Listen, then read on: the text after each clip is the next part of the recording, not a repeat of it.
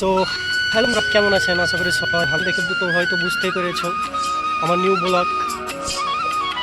তার আগে পরিচয় দিয়ে দিই, আমার নাম আব্দুল নাদির। আমি পশ্চিমবাংলা, ওয়েস্ট বেঙ্গল একটা ঐতিহাসিক জেলা থেকে বিলং করি, মুর্শিদাবাদ।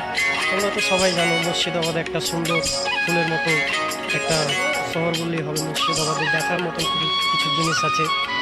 এই কারণে বন্ধুরা, তোমাদের ভালোবাসা, আশা করি তোমাদের ভালোবাসা পাবো ইনশাল্লাহ।